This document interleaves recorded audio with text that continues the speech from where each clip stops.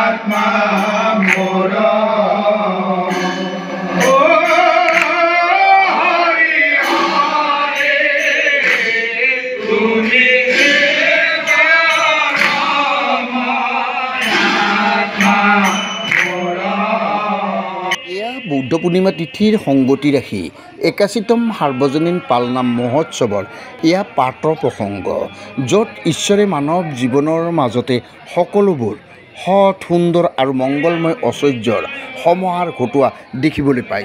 পালনামৰ বিশেষ কাৰ্যসূচী হ'ল নাম প্ৰসংগ।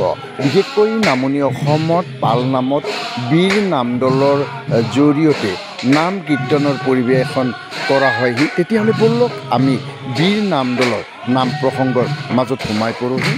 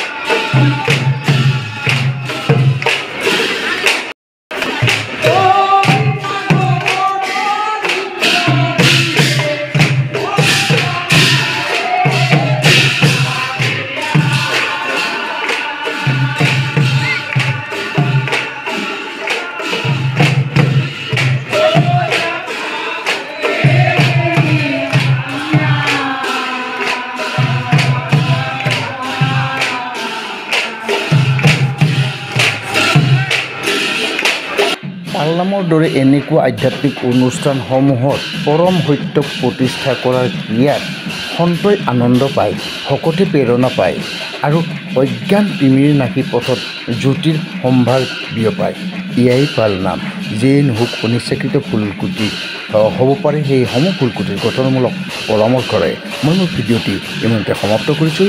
ধন্যবাদ।